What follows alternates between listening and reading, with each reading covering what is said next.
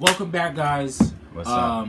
Thank you for joining us again. Yes, Noir man. on Air, episode number 15. What's going on, Jay? Today we're about to review the movie Soul.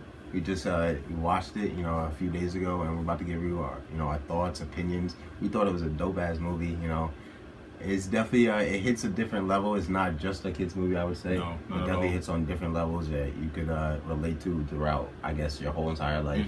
And it was definitely a good movie. Shout out to Disney for putting it out.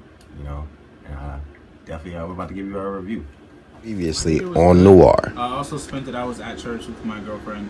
We brought in the new year. Pastor didn't let us leave until like 1:30. But he definitely had a great message. And I just wish that all of you have a really good new year. Malik, the movie Soul, what were your favorite parts, favorite highlights that really struck with you throughout the movie? So first of all, this movie is it's so good, and if you haven't seen it, stop watching this video and go see the video, and then come back to the video. Little spoiler alert. Yeah, a lot of spoiler alerts in this. But I think my favorite part of the movie is that when they were speaking about how it's great to find your passion and and what you're set out to do, quote unquote, but you should never be so obsessed with that passion that you let that passion define you. Like, let's say there's an athlete. Let's say this dude is playing football. As an athlete, you can't say my whole entire life is football. I'm on this earth to play football, and that's it. See, there's so many more things that you can get out of life than just letting yourself be defined by one thing. So that's my favorite part, because I can relate to that. Like, no matter what you do, there should be more that you do. Don't let that one thing define you, because if that one thing goes away, let's say you're a football star and you get hurt, and you let that football define your whole entire life, what do you have left? You don't have anything left. You have to be multifaceted. Speaker Inky Johnson, he definitely talks about that, and where he's definitely the same type of story. Like, he was a draft pick. He I think it was a few final games at Tennessee and got injured, and then he said God redirected his life to a different purpose. And where I don't know if y'all look at that, or if you've heard of him, but he's definitely motivational. He works with E.T. So he's kind of like the same group. They're a good group of guys, same type of deal. Like with this movie, where they're like helping you find your purpose, your calling, and you kind of have to go and act. But let's see. For me, my favorite part of the movie, favorite part. Scan. I kind of liked when he finally got his chance and he kind of like embodied it. Like there's certain times like I felt like he had his chance, and then he kind of like he actually died. Like that was kind of crazy. And then he finally got his chance, and he kind of he did his thing. But even though he didn't feel how like he was supposed to feel, he still like performed the way he thought he was going to perform. Even though the outcome wasn't there, he can't say he didn't give 110 to it. He gave his soul literally to the music, and even though he didn't feel the way maybe he's supposed to feel, but he still no regrets type of deal. So one of the details that they did in the movie, I would like, is like the details to like black hair and like black imagery and little like details. In the beginning, in the tailor shop, there's actually like the bin of cookies that, like, as a black household, like, we know that cookies don't go in it. Like, just an assortment of random things. You could open it. It could be, in the movie, it was sewing materials, but it could be, I don't know, buttons, random things, anything you could find in that blue. And I really think they really hit on just the New York City culture. Like, you had from them showing people with Knicks hats on, and little dude had an old school throwback Mets jersey from the '86 championship, I believe. That was the year they wore that jersey. And then like there's a little scene where it's like a bodega and everything. Like, you really feel like being from New York City and New York City area, it's like, wow, whoever directed this movie like really just hit on all aspects of how it looks like to be. And how you said on the hair, like they had a scene where Joe Gardner, he had his hair was messed up, and he had this like patch of hair that was like shaved right here, and you could see how it looks. It looks so like real. Like having black hair, you just know how it looks. Like you've seen that in the mirror.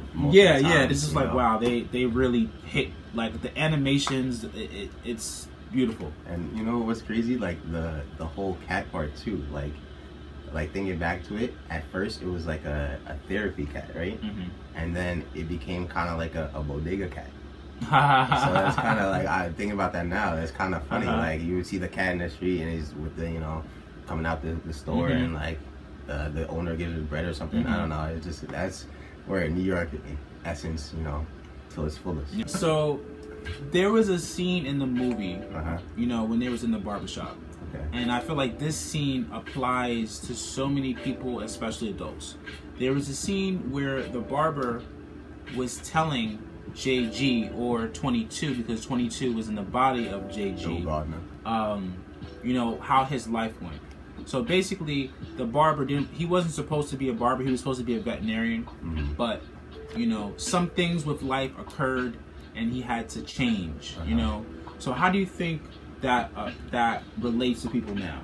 Sometimes you have to like roll with the punches, I guess you could say, and figure out throughout the outcomes. Like he said, I think he had a kid. Yeah, that was sick. So a kid that was sick, and he had to, you know, he couldn't have the dream of being a veterinarian. He needed money now. He needed to assist, provide for them now. And like sometimes, I guess, with your dreams, it has to be put on hold for what's happening, you know, in the present day.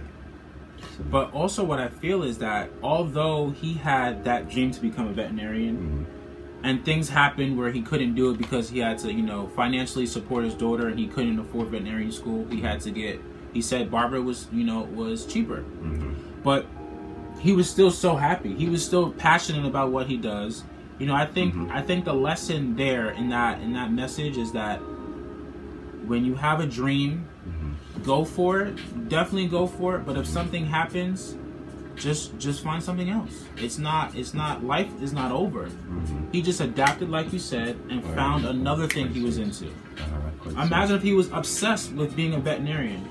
Like imagine if he couldn't see himself being anything else. Also, but I agree. But I think he took some of that skills into the barber, kind of like a caregiver. Like he's kind of maintaining. I don't know if veterinaries like kind of like shave a cat or whatever, but like he's still maintaining like a person. So I feel like in essence he still has the purpose of the veterinarian or the passion, but he just put it, like you said, into something else. Maybe barbering. I don't know. He's still like interacting with people. I don't know. He's pretty friendly with the cat. Like back up. Like I don't know. There's probably so many parallels. Now that I'm thinking about it, I swear I didn't think about this when I first watched it. As I'm talking to you right now, Jay, is that, you know, this movie plays on a lot of stereotypes that you wouldn't see. Like this barber's a big black dude. When would you see a big black dude want to be a veterinarian? Yeah, true. You would never see that. You'd be like, okay, he's a barber. Okay, that makes sense. But they was like, no, he wanted to be a veterinarian. So don't ever judge the book by its cover. And another part of this movie, since I'm in the healthcare field, I'm a nurse. Like anytime they go into like a hospital scene, like I'm always like, boom. He's on 10. So in this movie, they had a female Indian nurse, or Indian doctor, and her nurse was a male. Usually in movies or in life, you think a doctor is automatically a male and a nurse is automatically a female. But in this movie, they had it switched around. So that's a really progressive thing to put in this movie, and I peeped it. So to mention like the soul cat again, in the similar movie Ratatouille, like an animal was helped to kind of find the main character's purpose. How like it's kind of like a parallel of like where Disney likes to bring out animals to help kind of find out the purpose connection. No, yeah, Disney definitely always likes to use an animal and a human for the human to learn more about him or herself, which is understandable because, I mean, I have a dog now, and, you know, not saying that I've learned lessons from her, but I've changed. Or definitely responsibilities. So, yeah. I'm sure, like, being a dog parent, it's definitely probably changed your life. So, in the beginning, maybe maybe like the first half of the movie, you know, when JG goes down, he falls, he dies, right? You know, he goes into an area which they call the Seminary, is where souls. Well, he sneaks into it. You gotta watch the movie. He sneaks into this area, and he acts like he's a mentor in the Seminary, which is like an area where souls get their personality, or they get their last little patch, and then they go on to become humans. So what do you think? What does that Seminary make you think of? Honestly, kind of like childhood. Kind of like finding like what your purpose is. You may not like know exactly what you want, but you're around certain things that like bring out your spark. So maybe being like a kid in preschool and you're running around the playground and you play, I don't know, baseball, you play wiffle ball, or you pick up a basketball and you start dribbling and you just fall in love. I think maybe that's maybe like a pre-childhood, maybe like early on in your childhood, 1 to 3. Okay. All right. What do you think the Seminary is? Right. Immediately when I saw the Seminary, I went to Catholic school my whole life, so they always taught about purgatory. So when I saw that, I was like, yo, this reminds me of purgatory. It's like a place where it's like a middle ground, where a place where souls go to get formulated or better or complete, and then once they're complete, they go on to earth. But the difference between here is, in purgatory, in religion, is that once you go to purgatory after life. In this movie, they're going to purgatory before life.